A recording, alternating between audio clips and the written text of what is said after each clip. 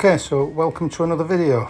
Today's video I'm going to be demonstrating how I pack the bike for a flight. In particular, obviously could be used for any other mode of transport, but predominantly this is what I do for a flight.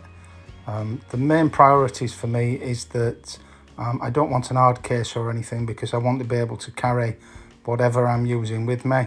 It may be wanting to fly into one airport and out of another, and from a different area, so sort of leaving a hard case with a hotel or something like that is not really a goer.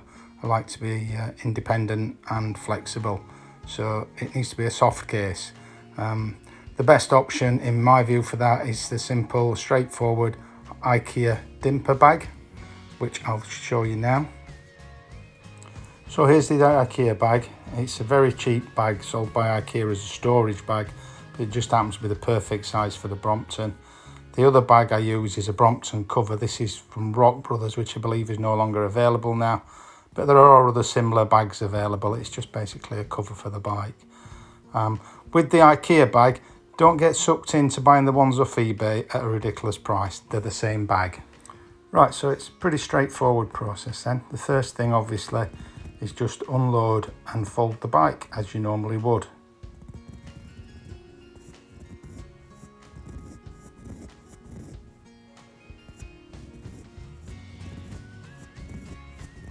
Once that's done, there are a couple of little additions to that process.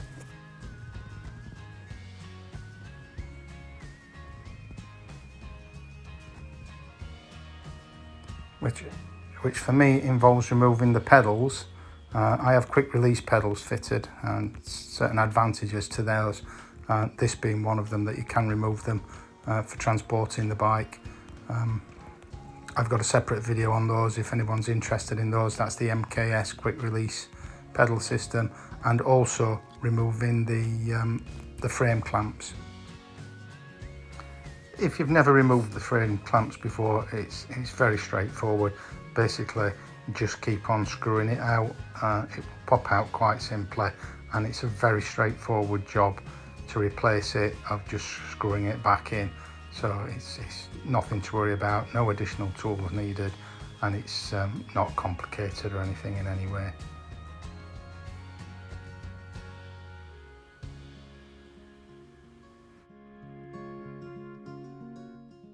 It's then just basically a matter of I've already sorted the two bags that I carry on the bike before this point, so that basically the red bag that I'm using on the bike, the stuff sack there, is going to be my carry-on bag, and the tea bag, which is on the front, is going to be packed in with the bike and go in as hold luggage. This works well for me.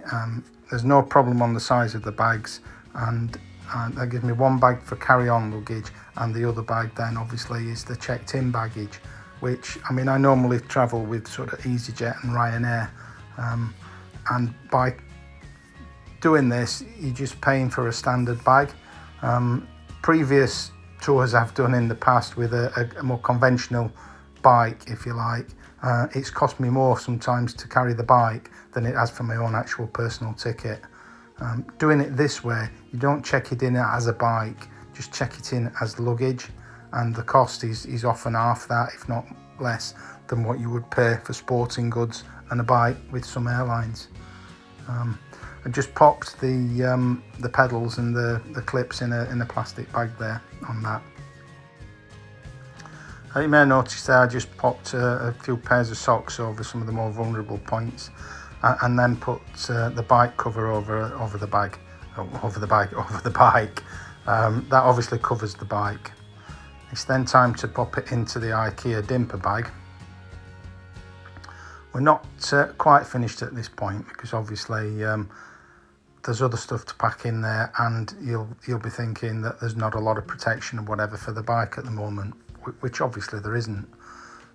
So now it's just basically from this point a matter of sort of packing in.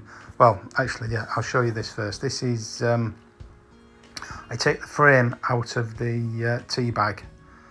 The frame goes down the back of the bike, if you like, and then the tea bag pops in the front. So that's a little bit of protection for the bike there.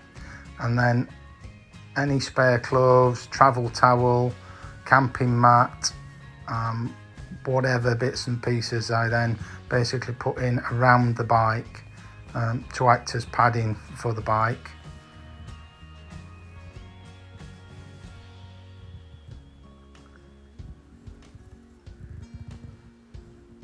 I have speeded this video up just slightly, so we're not quite in real time, but you can see what's happening there. And then the last thing to do is the sleeping bag. The sleeping bag then goes over everything. Again, that's offering a little bit of extra protection for the bike, and also it just looks like the bag is full of clothing and that type of items, so it doesn't tend to raise any suspicion at check-in. I've never been questioned on as to what the contents of the bag are, and never had to pay for it as a bike. And there we are, ready to go. I hope that's been useful for you. Hope you've enjoyed that. If so, please consider subscribing and please give us a thumbs up. Just helps the channel. Thanks till next time.